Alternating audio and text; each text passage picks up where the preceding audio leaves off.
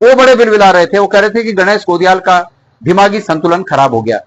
गणेश गोदियाल, मैं गणेश गोदियाल अपनी पहचान बताकर खुलेआम सोशल मीडिया में इस बात को कह रहा हूं कि आपका विभाग घोर भ्रष्टाचार में डूबा हुआ है। आप करिए मेरे पे कार्रवाई। क्या कार्रवाई आप कर सकते हैं, करिए। दोस्तों नमस्कार, खबर चक्र केसी में आपका पुनः स्वागत है। सबसे पहले इस अखबार की खबर पर नजर डालते हैं, जिस पर लिखा है मानसिक संतुलन खो चुके हैं कांग्रेस के पूर्व अध्यक्ष गणेश गोदियाल। गणेश गोदियाल ने भी इस पर पलटवार किया है। पिछले कुछ दिनों से Ganesh Godiyal LUCC chit fund company में जिन लोगों के पैसे फंसे हुए हैं उनके समर्थन में सामने आए और उन्होंने सहकारिता विभाग के बारे में बयानबाजी की, जिसके बाद राज्य सहकारिता संघ के पूर्व अध्यक्ष मातवर सिंह ने पलटवार किया है। मातवर सिंह रावत ने कहा कि गणेश गोदियाल को 2 बार विधानसभा चुनाव में और 1 बार संसदीय चुनाव में जनता ने सिरे से नकार दिया है और अब उनकी ही पार्टी में उनकी फजीयत हो रही है। लगता है इसी कारण से उन्होंने अपना मानसिक संतुलन खो दिया है। मातवर सिंह रावत ने कहा कि गणेश गोदियाल को विषय की पूरी जानकारी नहीं है और सहकारिता विभाग के संबंध में जो उन्होंने बयान दिया है वो गलत है। मातवर सिंह रावत के इस बयान के जवाब में गणेश गोदियाल ने क्या प्रत्युत्तर दिया है, क्या कुछ कहा है, आगे आप वीडियो में विस्तार से सुनेंगे, इसलिए वीडियो को आखिर तक जरूर देखिएगा। वीडियो को लाइक कीजिएगा, शेयर कीजिएगा और कमेंट करके अपने विचार अवश्य रखेंगे। यदि आपने अभी तक चैनल को सब्सक्राइब नहीं किया है तो चैनल को सब्सक्राइब भी अवश्य कीजिएगा। तो आइए सुनते हैं गणेश गोदियाल ने मातवर सिंह रावत, जो कि राज्य सहकारिता संघ के पूर्व अध्यक्ष हैं, उनके बयान के बाद क्या कुछ जवाब दिया है।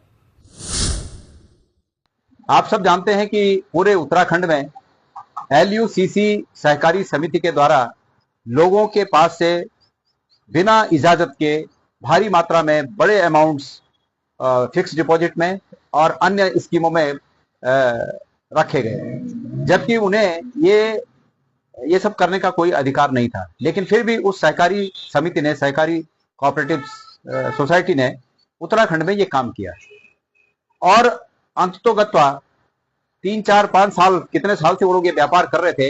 इस 3, 4, 5 साल के व्यापार में उन्होंने इस प्रदेश का हजारों करोड़ रुपया, लोगों का, गरीब लोगों का हजारों करोड़ रुपया मार दिया और लेकर चंपत हो गए। इस बात के सामने मैंने अभी 3-4 दिन पहले इस बात को उठाया, उन लोगों की बात को उठाया और उन लोगों की बात को इस रूप में उठाया कि सरकार तक ये बात जाए और सरकार उस सहकारी समिति की संपत्तियों को जब्त करे, उस सहकारी संपत्ति के बैंक अकाउंटों को जब्त करे और उनमें जो पैसा पड़ा हुआ होगा वो पैसा उन लोगों में बांटना चाहिए जिन लोगों का वो पैसा था, जिन लोगों से वो लेकर जमा किया गया था। चलिए, ये बात है। निश्चित रूप में मैंने इस बात के लिए सहकारिता मंत्री जी को सीधे रूप में टारगेट किया और मैंने ये कहा कि ऐसा नहीं हो सकता इस प्रदेश में कि सहकारिता मंत्री जी के ज्ञान के बिना, उनकी जानकारी के बिना इतना बड़ा कारोबार फल फूल रहा है इस प्रदेश में, जहां सहकारिता मंत्री छोटी छोटी सहकारी किसान समितियों में, छोटी छोटी समितियों में दखलंदाजी रखते हैं। यहां तक कि कंप्यूटर, जो कंप्यूटरीकृत होनी है समितियां, उनमें कंप्यूटर भी मंत्री जी लाकर देते हैं कि ये कंप्यूटर में लाके दिया है, तब जाके तुम्हारा एक काम होना है। जो मंत्री इतनी बारीक जानकारियां खरीद फरोख्त की रखता हो, उस मंत्री को हजारों करोड़ रुपए एक सहकारी समिति इस प्रदेश में गबन कर रही है। क्या उस मंत्री को क्या यह आभास नहीं था? पहली बात, यदि आभास था तो मंत्री जी ने उस पर कार्रवाई क्यों नहीं की? और यदि उनको आभास नहीं था तो फिर उनको सहकारिता मंत्री के पद पर रहने का कोई अधिकार नहीं है। अब पहली बात पर आते हैं। मैं जानता हूं कि उन्हें आभास था और मैंने ये कहा कि मैंने उस दिन कहा कि सहकारिता मंत्री जी के संबंधों की, उस संस्था से सहकारिता मंत्री जी के संबंधों की जांच होनी चाहिए। और मैंने इतना क्या कहा कि उनके ऊपर उनके जो आश्रित लोग हैं वो बिलबिला पड़े।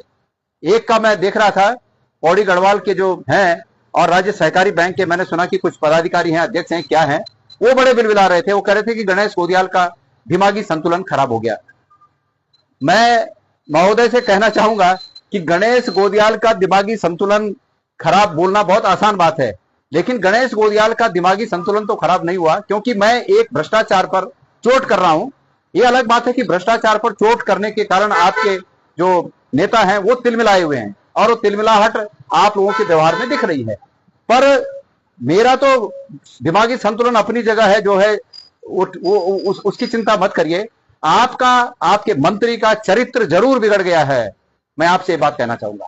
अब धन सिंह रावत जी को मैं ये बात कहना चाहता हूं कि धन सिंह रावत जी पीछे से वार करने के बजाय सामने आके वार करिए।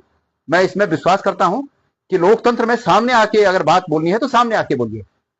अभी आपको बता दूं कि कल मैंने देखा सोशल मीडिया में कि रजिस्ट्रार साहब जो हैं उन्होंने सोशल मीडिया में एक वक्तव्य जारी किया है कि जो सहकारिता विभाग की छवि खराब करेगा हम उस पर कार्रवाई करेंगे। रजिस्ट्रार साहब गणेश कोदियाल, मैं गणेश कोदियाल अपनी पहचान बताकर खुलेआम सोशल मीडिया में इस बात को कह रहा हूं कि आपका विभाग घोर भ्रष्टाचार में डूबा हुआ है। आप करिए मेरे पे कार्रवाई। क्या कार्रवाई आप कर सकते हैं करिए। मैं आपको प्रमाण दे दूं। मैं आपसे कुछ प्रश्न पूछना चाहता हूं। मैं पूछना चाहता हूं, जब कोविड लगा हुआ था आपके विभाग में नौकरियां कैसे तब भर्ती हुई? मैं पूछना चाहता हूं कि कोविड में जहां स्कूटर निकालने की परमिशन नहीं थी, इतनी बड़ी मात्रा में भर्तियां नोएडा में, वो परीक्षा कैसे आयोजित की गई? मैं आपसे पूछना चाहता हूं रजिस्ट्रार साहब, क्योंकि आप धन सिंह रावत जी के वकील बनकर सामने आए हैं, तो मैं आपसे पूछना चाहता हूं। मैं आपसे पूछना चाहता हूं कि विभिन्न समितियों के कंप्यूटरीकरण करने के लिए कितना पैसा भारत सरकार ने तय किया था? सहकारिता विभाग ने कितने में वो कंप्यूटरीकरण का काम किया? मैं पूछना चाहता हूं कि आपकी बैंकिंग प्रणाली में सुधार के लिए जो सिस्टम बनता है, जो सॉफ्टवेयर आता है, वो बड़ी नामी गिरामी उन कंपनियों से न लेकर जो जिनको कि पूरे भारतवर्ष के बैंक लेते हैं, जिनसे भारतवर्ष के बैंक सब लेते हैं, उनसे न लेकर, एक ट्रस्टेड संस्थाओं से न लेकर, छोटी मोटी हैदराबाद की किसी कंपनी से आपने लिया और उसके बाद आप ये बैंकिंग कारोबार पर उसका बड़ा विपरीत प्रभाव पड़ा।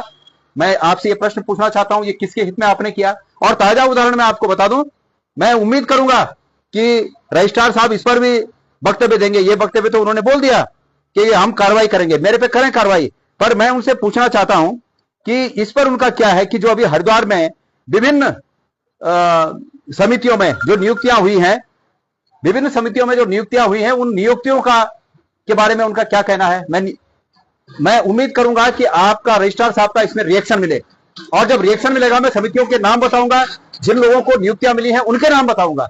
इसी दौरान जब सहकारी समितियों में प्रशासक नियुक्त किए गए, उन प्रशासकों के माध्यम से विभिन्न लोगों का विभिन्न समितियों में समायोजन का क्या प्रकरण है, वो भी मैं आपसे जानना चाहूंगा। बताइए ना उस पर। और मैं उम्मीद करता हूं कि आप मेरे पे कानूनी कार्रवाई करें।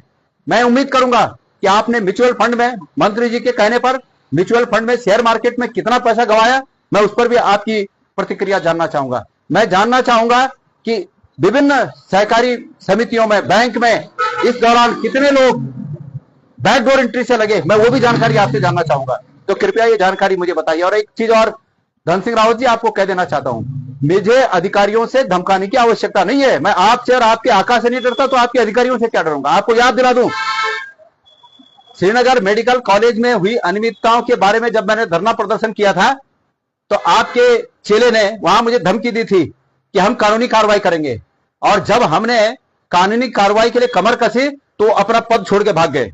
याद है आपको?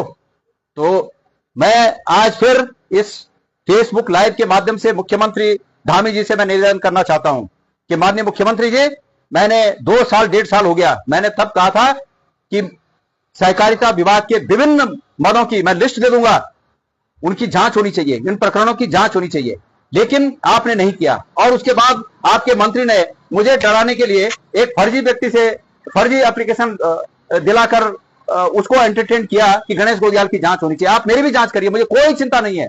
गणेश गोदियाल ने गलत किया होगा तो गणेश गोदियाल के खिलाफ भी कार्रवाई होनी चाहिए, लेकिन मुझे डर दिखाकर, मेरी डर को या मेरे हितों को सहकारिता मंत्री की ढाल बनाना, ये बिल्कुल उचित नहीं है। मैं आपको 10 दिन का समय दे रहा हूं।